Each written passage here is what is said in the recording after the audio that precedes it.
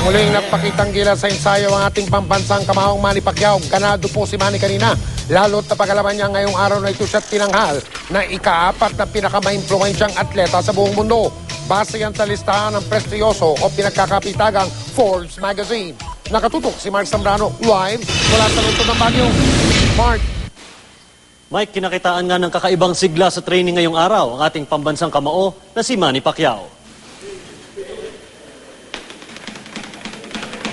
Sa mundo ng palakasan, ang determinasyon at disiplina ng isang atleta ang isa sa nagbibigay daan sa tagumpay.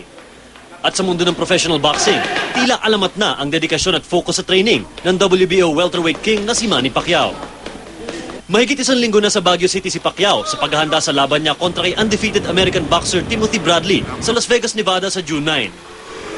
Sinagupa ni Pacquiao kaninang umaga ang oval ng teacher's camp na dinagdagan pa ng abdominal at leg strengthening exercises at coordination drills. Sa sipag ni Pacquiao, halos hindi makasabay sa sprints ang distance runner na si Brian Livingstone.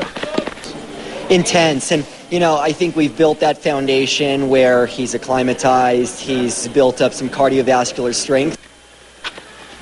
At hingal naman ang inabot ng Russian sparmate ni Pacquiao na si Ruslan Provodnikov.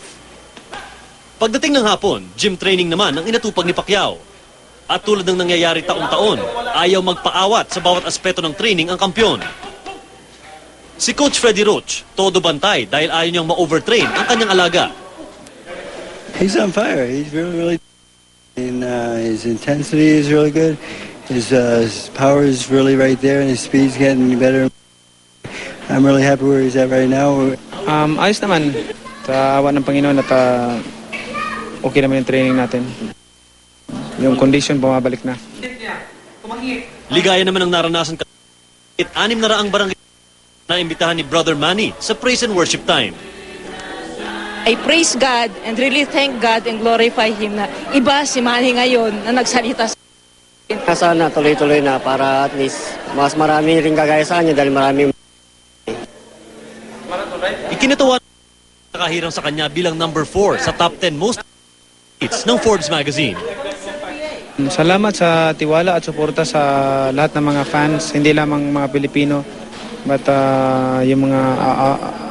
yung mga foreigners na niwala sa akin. Mike, bukas na nga nakatakdang mag-umpisa ang sparring session at makakatapat ni Pacquiao sa importanteng bahagi ng training na ito, ang Russian champion na si Ruslan Provodnikov.